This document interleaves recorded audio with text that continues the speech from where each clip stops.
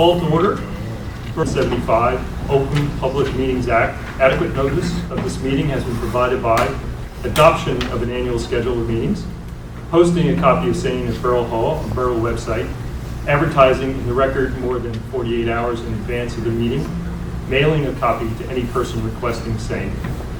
Meetings conclude at 10:30, therefore no testimony will be taken after 10 p.m. We'll stand and do the flag salute, but after the flag salute, we'll take a moment of silence for the 9/11 victims.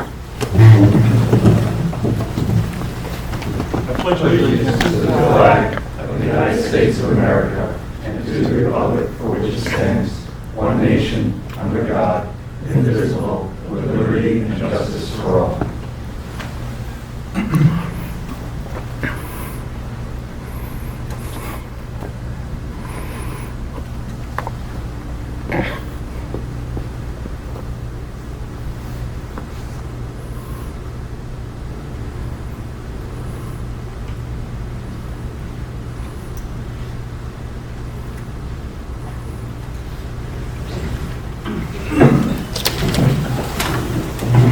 Roll call. Mr. Gisona? Here. Mr. Clark? Here. Ms. Levy? Mr. Marscavetra? Here. Mr. Connolly? Here. Mr. Heyman? Here. Councilman Talamini? Here. Mr. List? Here. And Mayor Kamala? Here. So, Mr. Gisona, you'll sit for Andrea Levy. Thank you. Could I have a motion to excuse the absences? Someone? Second. All in favor? Aye. Mr. Rousseau, do you want to swear in our professionals? Yes, raise your right hand. In the event that you are asked to give testimony or answer some questions, that you swear to tell the truth and nothing but the truth, so help you God. I do. Okay, thank you. I do.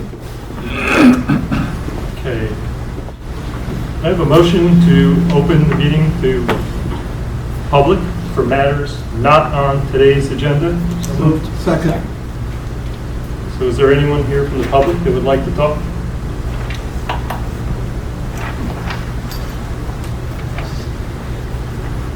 Hello, my name is Eric Schaubach, and that's ErikSchAubach, and I live at 61 Loyola Place in Oakland. I just wanted to call attention to this matter, call the attention of the planning board to this matter, that recently we lost one of our 4 early Bergen County stone houses in Oakland. It was torn down legally, and it just made me think, and I've talked with people at the borough, and we've been thinking that maybe there's something that can be done about it.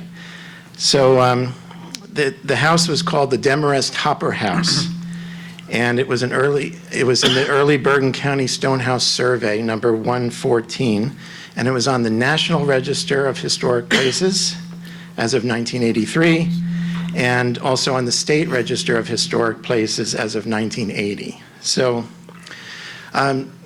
one thing that I think is important to gather from this experience is that I strongly encourage the planning board to adopt a historic preservation element in Oakland's master plan as soon as possible. This historic preservation plan element would include locating historic sites in the town and indicating their significance, delineating standards for assessing potential historic sites, and also analyzing how other parts of the master plan would impact historic sites in Oakland, such as the affordable housing and others as well. The first step towards doing this would be to start gathering people and resources to do a survey. And this would happen before, I think, anything else. So I would like to avail myself as president of the Oakland Historical Society and the resources of the Historical Society towards that task of surveying the historic sites in Oakland. And thank you. I hope that you will support this endeavor. Thank you very much. Well, thank you. And And I believe we've spoken about looking at our master plan to determine what we might consider for historical sites. Yes, we've had a couple of discussions, and I look forward to more with the borough. Thank you very much. Thank you very much for coming forward. Are there any other members of the public who'd like to come forward to discuss items not on today's agenda? Seeing none, we have a motion to close the public meeting. The matter's not on the agenda. Second. Thank you. So the next item on the agenda is ESCO review, Lennar Ridings, Trevisani, and Hackensack Meridian. I think you can all see that. Any questions about those funds? Hearing none. Next topic, review and discussion of ordinance. We don't have any new ordinances, so we'll pass by that. So moving on to the public hearing. This is with respect to Hackensack Meridian Ambulatory Care. Mr. Russo? Yes. All right, so I received a phone call from the applicant's attorney on Monday or Tuesday requesting that the matter be adjourned from tonight's meeting to our October meeting, which I believe is October 9th. So there will be no further notice to the property owners, or there'll be no further notice in the newspaper that if anyone is here. First of all, is anyone here regarding the application of Hackensack Meridian? Or Oakland Drugs? Thank you.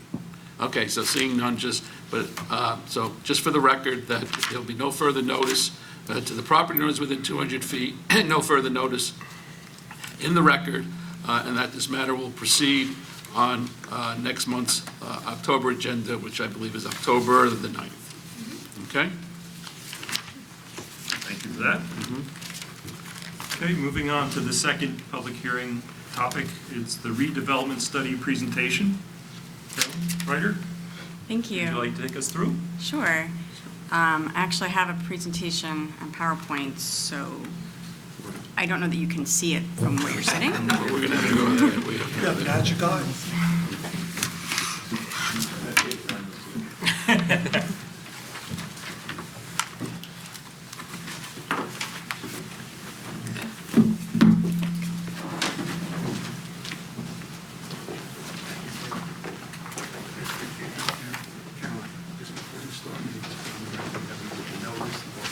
Yeah, absolutely. That's a great idea.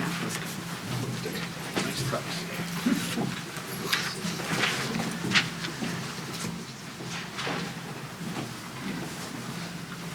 You're still going to sit behind. Oh, you still want me to move? I can move. That's okay.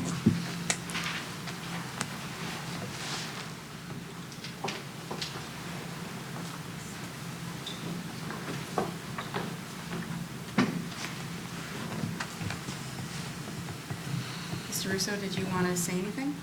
Yes, before we start this application, I just want to note for the record that there are some notice requirements for this type of a hearing. Notice had to be published in the record on 2 consecutive weeks, 7 days apart, and at least 10 days prior to this hearing date. So the notice was published in the record on August 21, 2025, and again on August 28, 2025. Also, notice had to be sent to the owner of record, which I believe is A1 Management, both by regular mail and certified mail. So I'm going to mark into evidence those documents. We can talk later about what number I'll give them. And then also, just for the record, that this meeting is prompted by a resolution of the mayor and council directing this planning board to do an investigation to determine whether or not this particular piece of property should be deemed condemned and in need of redevelopment pursuant to some statutory criteria, which Ms. Ryder is going to get into. So with that said, I think we can proceed. Thank you. Can everyone hear me okay? Yes? So thank you, and thank you to the borough staff who assisted with the notice requirements, because the notice the requirements are a little bit different for a redevelopment study than for other types of applications with which this board is familiar. So I'm Caroline Reiter. I'm the borough planner and the board planner. And we are here tonight to talk about this redevelopment study and preliminary investigation report. So we prepared the study dated August 18th. I believe it was provided to the borough on or about the same date and has been available for the public to review. So I have the report I think is very thorough about the subject property. And I also have a presentation, I'll call the Cliff Notes of the report. But before we even get into that, I know that it is my understanding this is the first redevelopment process that the borough has gone through. So we're probably all wondering, why are we here? Why are we starting with the planning board? What's our role in this whole process? So actually, to council's point, this didn't start with the planning board. This process, the redevelopment process, always starts with the governing body. Again, I do have a slide to this, so I don't want to ruin too much information, but I'll tell you quickly. The governing body always starts this process. The governing body adopts a resolution that directs the board to undertake a study, which is what we're here to talk about tonight. The planning board's role, I'm trying to get the board members' eyes. Members of the public, you get to listen and comment, but this isn't your role is not to make a decision, but you do get to participate, of course. But the planning board's role is to make a recommendation to the governing body. Is the study area, which in this case is only one lot, but is not always the case, for this study that's what it is the study area, either in its entirety or a portion thereof, does it meet the criterion for redevelopment? There's multiple criterion. We're going to get into that. That could be considered and that a property could potentially meet. So that's the board's role, is to make a recommendation to the governing body on this matter. So I have a whole slide on that too. We'll get to it. But I just want to let you know this is what your role is this evening. So we have the redevelopment study, preliminary investigation for the property known as 13 Ramapo Valley Road, block 2517, lot 4. So again, I've stole my own thunder. The purpose is to determine if the study area meets the statutory criteria for designation as an area in need of redevelopment. And again, the study area was started. The initial step is this council resolution. And the study is prepared in accordance with the state's local redevelopment and housing law. Study area overview. Property is known as block 2517, lot 4. The area is just shy of 2 acres. The former site of the Ramapo Motor Lodge, which contains 7 buildings, and to our knowledge, 1 is occupied. The owner is A1 Management, which Mr. Russo, I believe, identified, and it's assessed as a commercial property. Here's an aerial view of the property. Of course, as you know, the subject property borders Wayne. It's irregularly shaped, and it comes to a point in the back. You can't say it's triangular because of the commercial use next to it, Hansel's, which kind of cuts out the front of it. It's irregularly shaped, and it has about 168 feet of frontage on Ramapo Valley Road. So the law provides 8 criteria. They are labeled letters A through H that are the criteria for redevelopment designation. At least one criterion needs to be met or satisfied for the designation. With our analysis, we have identified 3 criterion that are met in this situation. They are known as letters A, B, and D. Again, the criterion are labeled in the law letters A through H. So the A criterion. The A criterion, I will read it, it's on the slide, it's in the report. The generality of buildings is substandard, unsafe, unsanitary, dilapidated, or obsolescent, or possess any of such characteristics, or are so lacking in light, air, or space as to be conducive to unwholesome living or working conditions. This has to do with the buildings. We're going to be talking about another criteria in a couple of minutes that has to do with the area on which buildings are located. This is the building. So we had a site visit, actually 2 site visits, multiple vacant buildings, boarded up windows, some missing windows, damaged roofs, sagging roofs, unsecured doors, potential weathering, water and rot damage, wiring, and failing of potential structural elements. Sometimes, whenever I give these presentations, a lot of times I'll say a picture is worth 1,000 words, which is, you know, what some of you have said to me as well. So these are some pictures. You can see the boarded up windows, right? You can all see that. And you can see there's, you know, there's structural issues there. Definitely might be water damage, more boarded windows.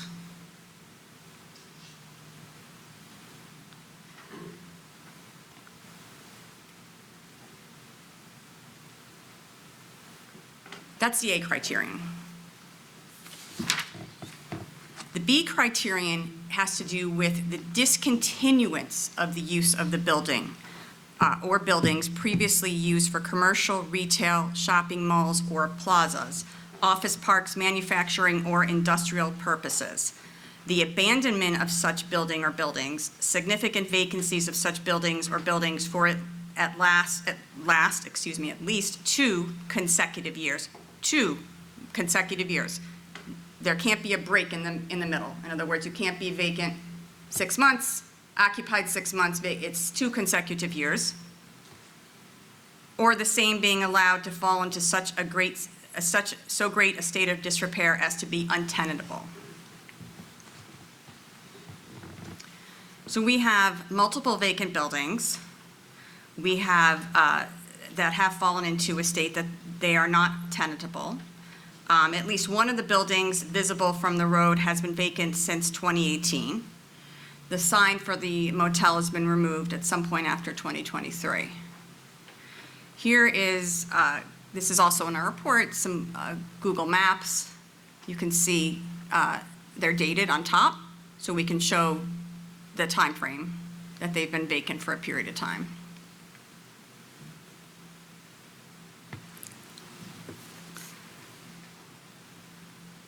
I also want to point out that some of the criteria and some of the examples that we gave from the A criterion earlier do come into this to play a little bit as well. With the wiring, rot, boarded up windows, et cetera, these buildings have been discontinued to a point that they are not tenantable. So while we had some earlier photographs from the A criterion, they are, in my opinion, applicable in this situation as well. The next is the D criterion. Areas with buildings or improvements. So first we talked about the buildings. Now D talks about the areas with the buildings or improvements, which by reason of dilapidation, obsolescence, overcrowding, faulty arrangement or design, lack of ventilation, light and sanitary facilities, excessive land coverage, deleterious land use or obsolete layout, or any combination of these or any other factors are detrimental to the safety, health, morals, or welfare of the community. What was observed on the subject property is deteriorated pavement, overgrown with vegetation, related certain wiring hanging in certain locations, miscellaneous debris and refuse. There's also evidence of presence of vermin, unregistered and undocumented, and uncovered vehicles, and the study area being unsecured with no fencing around the vacant buildings. Here's some more photos. You can see the cinder blocks, the broken pavement, it's overgrown.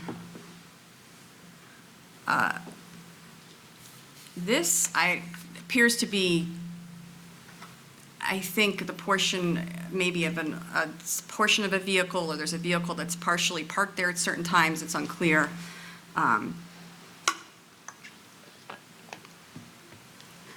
More photos. You can see the debris by the dumpsters.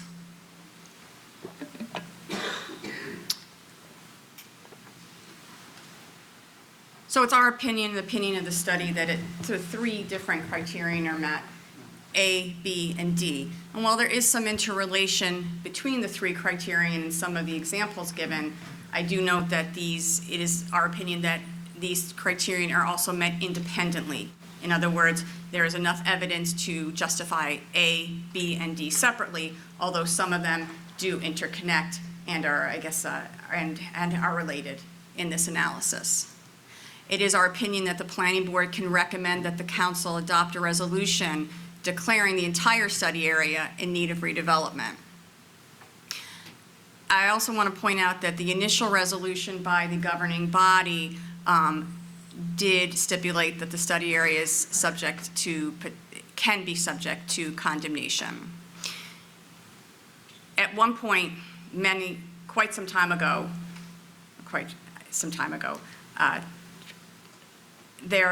all redevelopment was condemnation considered.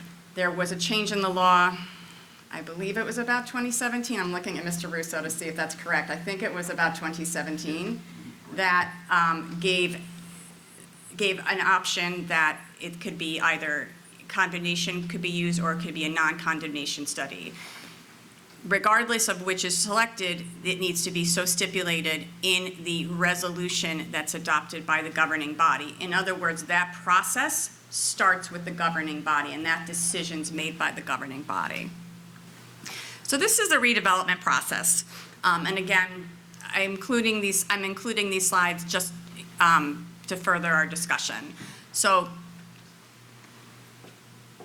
I've been through it, we'll go through it again. The process starts with the governing body. They adopt a resolution directing the planning board to undertake a study. The planning board prepares the study or has the study prepared. And the planning board holds a public meeting, required notice, and there's a presentation given on the study. And then as you see, the yellow box with the "we are here" indication, that is where we are. We are here. You have the public hearing, and then there's a recommendation made to the governing body as to whether the study area or a portion of the study area is eligible and meets the criterion to be declared an area in need of redevelopment. After that, so this whole process is the study area, excuse me. Are the criterion met, which criterion are met, and how are they met? That is this process right now. Should the planning board make a recommendation that the study area meets the criterion, that goes to the governing body. Then the governing body must determine if they are going to declare the area an area in need of redevelopment. Should all of those things happen, the next step could be, and would potentially be, preparation of what's called a redevelopment plan. That's not what we're here to talk about tonight. I'm letting you know because that's the process. The redevelopment plan is often like a new zoning ordinance for the property. It could dictate uses, bulk standards, architectural regulations, things like that. But that would be a next step down the road, getting ahead of ourselves a little bit. In other words, tonight we have to tonight the planning board makes its recommendation, then the council makes its determination, then that would be the next step. So sometimes I'm at these hearings and I'll be asked, well, what's going to happen to the property? That's, or what's the plan? That is of no interest to me or to the board at this point in time. Tonight's role, our role tonight is to look at the criterion. Are they met? Which ones are met? Is it met for the entire property? And what is the board's recommendation to the council? That's our role tonight, is purely a designation.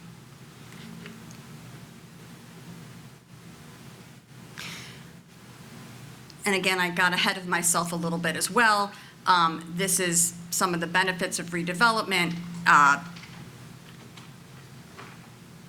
Eminent domain, that's condemnation. We discussed that as an option in this situation. Form-based or sustainable design, that's a zoning change. Should there be a designation, and should that's one of the options for preparation of a redevelopment plan. Pilots are a financing option.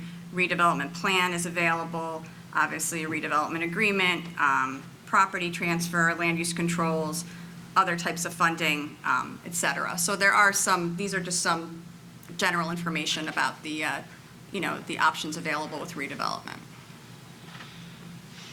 Got ahead of myself. The redevelopment designation, should there be one, is implemented with a plan, and there are very specific requirements for a redevelopment plan. You have to include certain goals and objectives, specify land use. A redevelopment plan can either supersede zoning or act as an overlay zone, identify any properties to be acquired. It's adopted by the governing body as in any other ordinances, in other words, with 2 readings and a referral to the planning board for a master plan consistency.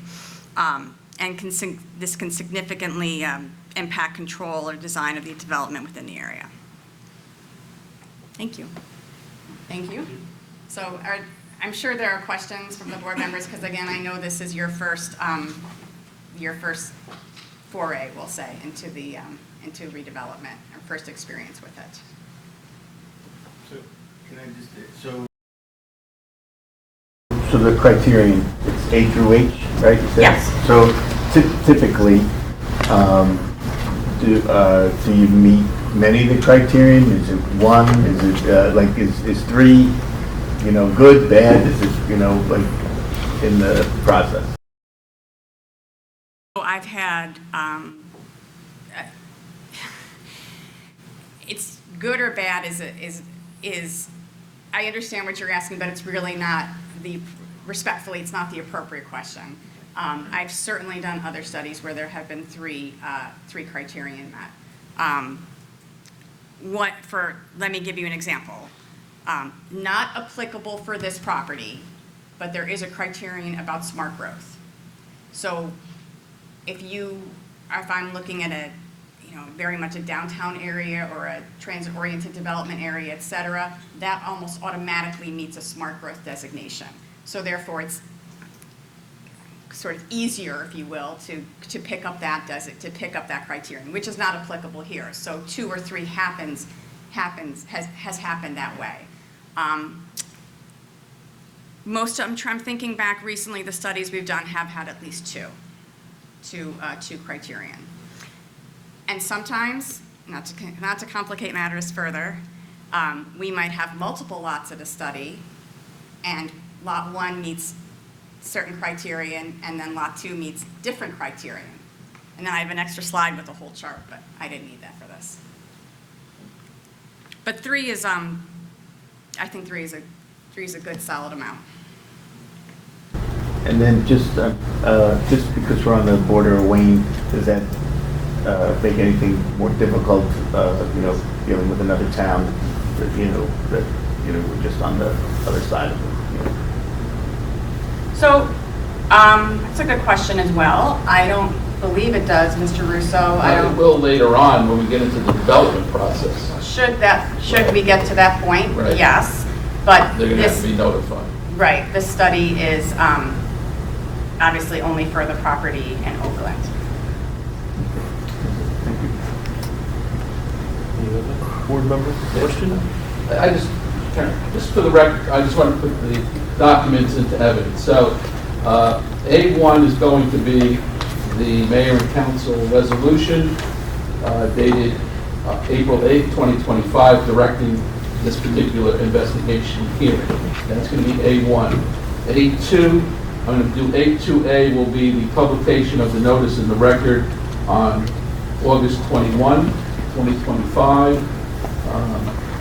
Then Exhibit A-2D will be the notice in the record published on August 28, 2025. And the letter to A1 Management will be Exhibit A-3. And your report will be Exhibit A4. Just get that in for the record. Thank you. And also for the record, the resolution, the governing body resolution is also contained as an appendix in our report. Okay. Just so that's out there. Carolyn, the question. I think you said that 6 of the 7 buildings are vacant. but Yes, one that's, apparently is not. What's the situation where we have an occupied, facility like that? What does that mean as it relates to the criterion? so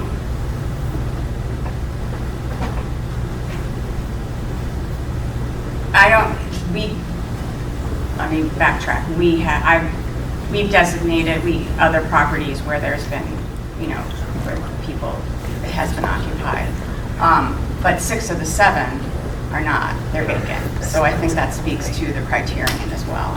If I recall reading the report, it also said that the 7th one that was occupied seemed to be in a somewhat unhealthy condition. Yes, there are some Other factors. other factors. Even for the one that's occupied. So, and that's in the report as well as one of the appendices. There's a police report. I'm going to read certain areas, certain sections. Black mold on one of the mattresses, bed bugs. I only have 100 million. I think there was another one indicating property maintenance, refuse, and vermin. Yep. So yes. Mr. Mayor? Yeah, Mr. Adams, just, so it's your so this meets all the criteria for redevelopment at this point because of areas A, B, and D, correct? So it doesn't meet all the criterion, it meets 3 of the 3, potential but you only need criteria. 1, correct? That's correct, Correct. yes. So we've met 3. Yes, in our opinion. It does not meet all 8, no. No, I'm not making that reference, but the bare minimum is 1, but we have 3 criteria. Yes, that that's our support the septic. recommendation. Okay. Yes, and that's what the study concludes, Mr. Mayor. Thank you. Nolan? Well, quite honestly, we have this piece of property, and is the property owner here tonight? But the question I have is, the borough, we all agree that, well, I agree that the property is in disrepair. That's my opinion. But has the borough approached the property owner, or the subcode official approached the property owner to put them on notice to clean up the damn property, number 1. And we all know sewers are a big issue. Let's call it as it is. We've had applicants, we had, I think, 1 applicant in the last couple of years come here maybe once or twice to try to develop that property. And it's all about sewers. That property is, we have the Ramapo River next to it. So there's lots of conditions that are gonna, what is the mayor and council's idea for this property? What does the resolution say? What do we want there? So, with respect, our goal for tonight, it's actually, It's met the criteria. with respect, it's almost inappropriate for me to be for us to be having a discussion about what should be there. That is not the goal of tonight, and it's jumping the steps of my flow chart. So, but my role in preparing this report was to look at the criterion letters A through H and the property. And it met 3 of the 8. That's my role and my firm's role. The board's role is to make its own determination. That is the step we are at today. Understood. Thank you. Okay, so. Very good job, Isabella. So you determined the A through H. No, the A through H is what's the state law. You determined that we met the criteria. 3 of the 8. 3 of them. Yes. If the owner wanted to come back and say, no, this was what's that process? In other words, if the They don't owner- agree with you. If the owner or someone doesn't agree, well, I believe, Mr. Russo, they could be heard tonight, But, yeah, as well as at the council Yeah, meeting. you can hear tonight, but again, this is just a recommendation. I don't believe the property owner or anyone would appeal this decision because it's just a recommendation. This is going to go to the mayor and council, and when the mayor and council accepts our recommendation and in fact deems the property in need of redevelopment, maybe at that point, an objector or the property owner may take a more, more vigorous stance. But right now, it's just a recommendation to the mayor and council. I also, one of the notice requirements after, I believe after there's been a determination made by the council, is that the study is sent to DCA. Sent to the DCA, and then they have X number of days to make a decision whether or not they agree with the recommendation, and then the mayor and then the resolution then goes to the property owners, to the property owner after that. It's like I was telling the mayor, this is not a sprint, this is a marathon. It's going to take some time. It's a process. And yes, DCA, it is my understanding that DCA does, there is a gentleman at DCA who actually reads all of these. And Yes. although never one of my reports, but anecdotally I have heard once or twice there has been a disagreement. So, Mr. Chairman, I'm seeing some hands from people who aren't planning board members, so I don't Yep, know what well- your process is going to be tonight, since you're not at the dais. I don't understand. We're going to take an inventory of the board members to see if there are any open questions. Should we go back to our seats? I think so. Unless you want to watch it again. No. We'll wait for the book. I'll go to my seat, so I'm not. So I'm not spitballing you. Yep.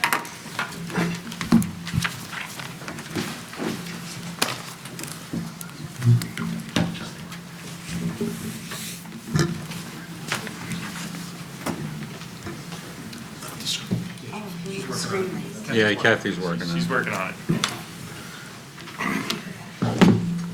Here we go. All right. Magic buttons. Very high tech here. Take stock of the board members. Any remaining questions for Caroline? Comments? Very straightforward. No? Colleen? Nope, I don't have any. I think, can I have a motion to open it to the public for comment? So moved. Second. Everyone? Aye. Are there any members of the community? Yes. Shabak.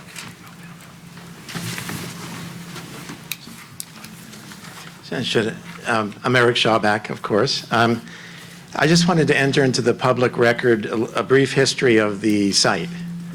As we know, it's called the Ramapo Motor Lodge right now, or it was a couple years ago. As of 1930, aerial photographs don't show anything there other than a field. So it was probably built sometime in the early 1930s. At least the original buildings were. There's some scenes on postcards available on the internet. And there was a line of cabins on a hilltop and right at the edge of where the slope goes down to the river. Those are not there now. That was replaced by the mid-20th century building with the unusual roof line, and also probably the building that's occupied now. Some of the cabins still remain on the north side of the property, and we saw photographs of those. Also part of that complex, it was called the Ramapo Lodge, and it was part of Oakland's history as a vacation and resort area. So it was hard for me to determine how it was used initially, but probably middle-class people from New York City would come out to Oakland to get a fresh air in the countryside, and they would maybe rent these cabins short-term or long-term during the summer season. Hansel's Tavern, as far as I can tell, was the restaurant and snack bar for the complex. So the complex also contained a zoo at one point, which was seen from the photographs. So, and like I said, there was just cabins at first in the 1930s, and then sometime, probably around the 1950s, the cabins on the top of the hill were torn down, and that's where the two buildings we see are today.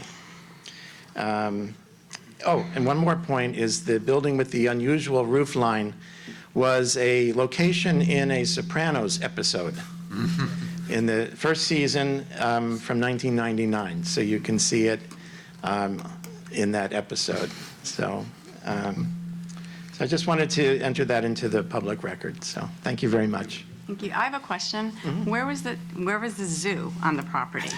No, and I'm being serious, actually. Where was the zoo? I'm not sure where it was. I just saw a postcard of it. It's probably in but- the back. I'm assuming it was in the back. Yeah, there was a zoo and a playground, probably down the slope, I think, a bit.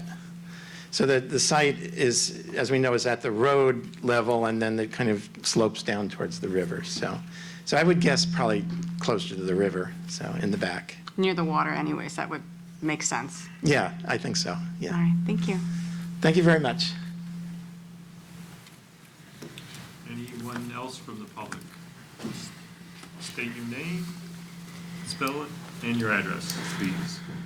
Patrick Krug, 19 Ramapo Valley Road, Kroog, on the property adjacent to the hotel. I'm wondering, in that 2 acres, is that 300-foot buffer zone from the river included in that redevelopment area? So there's been no, first of all, thank you, that's a good question. There's been no redevelopment area designated at this point in time, but the recommendation is for the entire lot. So if there is, so the 300-foot buffer would be within the, right, be within the property. Yeah. So that would be, Large that would be chunk of depend the upon. property. Yes, so I think actually it's in the report, the approximately half of the, getting like a feedback. Are you hearing that? I think it's about approximately half the property has environmental constraints. I can read it to you. 0.29 acres of, I'm pretty loud, 0.29 acres of map wetlands, approximately 1.03 acres of flood hazard area. The tributary is about 0.18 acres. All these encumbrances comprise 1.03 acres because the wetlands and some of the flood hazard areas, they're the same location. In other words, they're not Okay. one right next to each other, they add up. So yes, But- it's all the same lot. Yeah, so like from the tributary, it should be 300 feet. Oh, sorry, from the bank. If that's a 300-foot buffer there. That's a pretty big. If it's a C1 waterway. I don't know if it is or if it is. Yeah, not. it is. It is a C1 It is. waterway, Yes, it's correct. the drawing probably should reflect the 300-foot buffer there. The Ramapo and its tributaries has C1 designation. The buffer would start at the top of the bank and then 300 feet in the riparian zone. So my basic question is, how much of the area is actually subject that you could redevelopment? Yeah, 1 acre? Yeah. Maybe less? It would, I like that answer. much less, but That's it, thank you. Thank you. let me say, should there be a designation, and should the borough move forward with a redevelopment plan, the DEP regulations still are in place. They don't just go away. That's not how this works, if that helps you. Does that help to answer your question? The regulations that for wetlands, buffers, et cetera, will still exist. They would, were there a designation and were there a redevelopment plan, yes, there would still be whatever type of permitting needs to be done would continue to need to be done. Does that make sense? Yeah. So pursuant to whatever's in the plan, et cetera. But again, we're a couple steps down the road from that. I also want to note, and again, I'm now 3 steps ahead of myself, but if there's a designation and if there's a plan, there still would be a site plan approval process before this board. So there's many opportunities for public meetings and engagement. The next council meeting, should there be a redevelopment plan, that's 2 council meetings with a referral back to this board. And then, for consistency review, so that's 3 meetings, all public. And then a site plan meeting before, a site plan, excuse me, review and approval by this board. So that's another public meeting. So I just want to make sure that's, I'm sorry, I can't hear you. So whatever, again, assuming all these things happen, yes, that whomever would be developing the property would need to get whatever DEP approvals there are. That's the developer's responsibility. Just like in any other application, by the way, before site plan approval, or you know. Sir, would you like to come forward to the mic, state your name, your address, spell your last name, please? Sure. Good evening. My name is Bob Ganelli. I do not live in Oakland. I'm an interested party because we have a contract on the land at question. I live in Franklin Lakes, New Jersey, at 380 Crescent Drive in Franklin Lakes, New Jersey. And please don't hold that against me. And my name is spelled Ganelli, Gonnelli. Just to comment on the DEP, we've already paid for and gone through the 7-month process of a DEP review of the property already. We've had the riparian line designated. DEP's reviewed it and approved it for our use on the project. And the setbacks and everything determined by the DEP are already in place. And there's a letter to that effect that I could provide the town if necessary. So, You are a contract purchaser. yes, correct.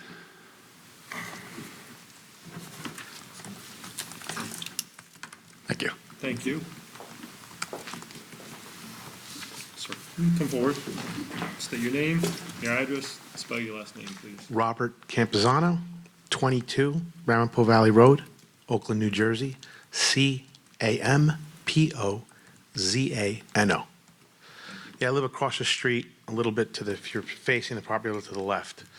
I had 2 questions. I had only 1, but now I have 2. My first question was, I've lived across the street from the property for 22 years, and it's been this bad since I moved in, right? The owners had 22 years to resolve any issues. Is there a way that the owner at this point could stop what's going to happen or slow it down unless they actually clean the whole thing up the right way? That's my question. Well, yeah, like I was suggesting before, and like Caroline has said a couple times, we're putting the cart before the horse, but in the event that the mayor and council does make a decision that this is property to be deemed to need redevelopment, and the owner doesn't like that decision, the owner can file an appeal and go from there. But they still have, the owner still has to clean up all those points that you hit to be able to condemn it. Like, they have to all go away, right? Because you said 1 point is enough to condemn the property. No, they would probably take the position that it's not, it's that the condemnation was illegal or unlawful or something. They would do something like that. And then that's when the people like me and him that live right around the property would come in and be like, no. It's been garbage for years. I live across the street. When I bought the property, I was sold a bill of goods of what was going to, across the street, what's going to happen. And I was like, that sounds great. I was, young. And now I'm old and nothing's happened. My second question is, if a DEP study's already been put in place for what this gentleman would like to do with the property, we don't have to see that? We don't get that? I'm just curious. Doesn't happen? Like we don't? Not in this process, excuse me, I'll answer. In this process, the study is, what the board's role tonight is for the study and consideration of whether the Should criterion be are met. condemned. I understand that. Right. So that's this board's process Okay. tonight, and then, and the steps which I've discussed. Should there be a designation, should there be a redevelopment plan, and then should there be a site plan, process, then absolutely, I'm assuming we'll see, because let's say all these things happen, then there's a site plan. The site plan is that would be a site plan is set documents prepared by an engineer, and they're going to show where are the buildings going, where is the parking going, what's being removed, what's not being removed, et cetera, and if there are constrained areas such as wetlands, such as transition areas, such as a riparian buffer, or anything else, those need to be delineated and shown quite clearly on the plans, and then they're reviewed by the board's engineer, they're reviewed by myself, my office, and again, there's a public hearing, probably more than one. So, and when there's a site plan, anyone within 200 feet is noticed. Okay. And Hansel's is not included on what we're looking at. I see that tonight. Right. So if this were to progress and it would happen, Hansel's would still exist, just the properties behind it would have to be leveled and cleaned up and taken out, if it happens. The town would get rid Yes, of. we're only here talking about this one lot tonight. Hansel's is not part of the process. Understood. Okay, thank you. Okay. And also, if I'm you, I would be a little encouraged because you're looking at the contract purchaser. No, I'm excited about it to a certain degree. So the owner of the property is not here. Look, I haven't seen their contract. I don't know what the contract calls for. But We just got a letter from the DEP. They want to put a storage facility there. That's not exciting me at all. I don't know if this is what he's doing, but yeah. That I don't know, but at least it looks like the property is going to get developed at some point. Having it leveled and it cleaned up is one thing. Having a storage facility across the street from your property is that's not a great thing. Not for any of the neighbors. None of us are happy about that. And that's not what this meeting's for, but we saw the letter and we're here because of that letter. We didn't know if it progressed or went anywhere. Okay. Okay. Mr. Chairman, Yes. what can be built on that property? Up to the planner on Well, So that's no, what I'm directing. my understanding is that once it's deemed in need of redevelopment, basically, the mayor and council can create their own zone and what Caroline was referring to as a redevelopment plan. So I don't think you're not limited to the zoning ordinance. You can sort of embellish and go beyond the zoning ordinance and try to come up with a plan that makes sense for the parties in interest. Just please protect the neighbors. That's all I say. What did you say? Please protect the neighbors, is the comment. Any other folks from the public who want to share their comments? Seeing none, yes, motion to close? So moved. Everyone? Aye. Aye. Okay. So I think the next step is essentially making a recommendation. Yes, I'll get into that, but I just have first two comments. Number one, I was at a similar meeting last night, and I think one of the things which addresses the issue of when you're looking into these criteria, one of the factors that can be considered is the negative impact on the neighboring properties. That could be a breeding ground for vermin, and, especially if those homes, if those huts, whatever you want to call them, are not, have no electricity, no heat, the mice and the vermin are going to look for some warmer places to go. So I think that's somewhat of a factor to be considered. And the only other point is that since this proceeded as to find the property in condemnation in need of redevelopment, I think that's the recommendation that would have to be made by this board.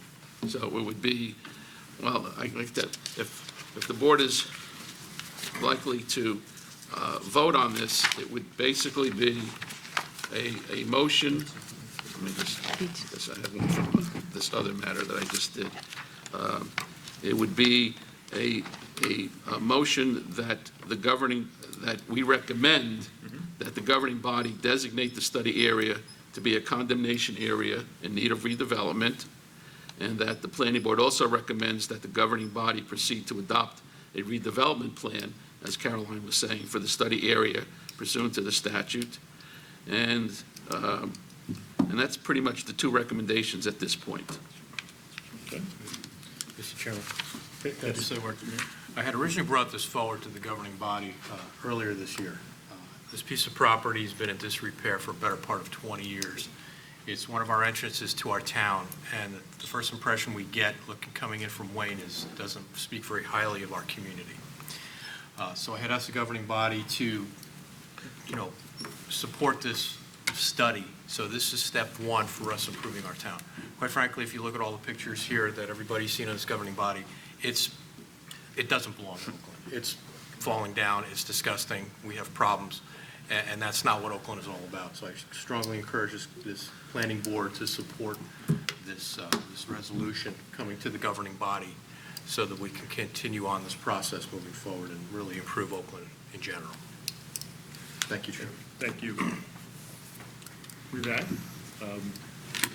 do I hear a motion to put forward the recommendation to the council that this property, this area, be subject to redevelopment, and that a study be done with respect to that? So moved. Second. Was that Lee first? Who seconded? Joe? Do we have a roll call? Mr. Gisona? Yes. Mr. Clark? Yes. Mr. Marskovetra? Yes. Mr. Connolly? Yes. Mr. Heyman? Yes. Councilman Talamini? Yes. Mr. List? Yes. Mayor Kamala? Yes. Thank you. We usually have an applicant to say good luck. Good luck, Mayor. Well, listen, Yes. this is a big step. Thank you, everybody. Really, Pass the ball over to get you. this ball rolling. Thank you, Caroline. Our And your pleasure. team. Our pleasure. Excellent work. Okay. Moving on to the next subject, the memorialization of the resolution with respect to the Trivisani property, block 2302, lot 14 and 15. Yes, everyone got a copy of the resolution. The only change that may have been made within the last couple of days was I had in here that the Trevisanis, as the developer, had to pay redevelopment fee under our ordinance. I discussed it with Caroline, and we both agreed that that particular ordinance was not applicable for a single-family structure. Excuse me, Joe, you mean the COA fee, right? Not, you said, did you maybe I'm say talking- redevelopment fee for Trivisani? Well, Should be The covered. COA, the trust fund fee, right? You no, meant- I'm talking about the fee under our ordinance. Right, I thought you said redevelopment fee. I thought, never mind. Well, that's what it's called under our ordinance. The trust, it's not called the No, it's called the Affordable Housing Trust Fund It's called the redevelopment fee. for Trivisani? Okay. That's what the ordinance said. Next time over. Excuse me, though, doesn't everybody have to pay that fee, though? 18-1.3 residential redevelopment fee. Which is a COA fee, isn't it? It's the Affordable Housing Trust Fund, and Yes. for whatever, your ordinance is written in such a manner that a detached, single-family dwelling doesn't Right. qualify, Right. which is highly unique. That is very unique. That should be changed. But I'm not looking, and this is all under Section 18, which is affordable housing. My development. apologies. What? I said my apologies. I didn't mean to correct. You're correct, yes. Okay, all right, so the bottom line is that there is no 1.5% redevelopment, residential redevelopment fee on this property. So other than that, that was the only major change that was made, and Mr. List brought to my attention that I had the list wrong, so I changed that where the members are voting, but other than that, that's the resolution that you have. And let me just see who was, I think we had a couple of absences. We did. Yeah, we had Marskovetra was absent, and Mayor The Kamala. mayor and Andrew, and Mr. Gus. No, Mr. Gisona was here, he just wasn't, No, he He wasn't. wasn't here. You weren't here? No, Okay, no, okay. no, absent was Joe, the mayor, and Andrew. okay, sorry. And Tom had recused himself, Yes. all right? So, Yeah, that's what. so other than those four, everybody can vote. Okay. Need a motion? Motion to approve the resolution. Second, Somebody has to. No. Who first? so moved. Second. It's Tom first. Connolly? Connolly And Lee. Yep. Take roll call. Okay. Mr. Clark? Yes.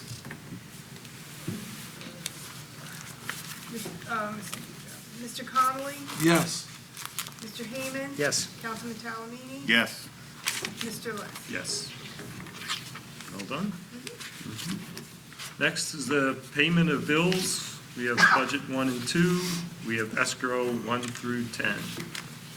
I have a motion to pay bills subject to the availability of funds. Second. Everyone? Aye. Aye. Thank you.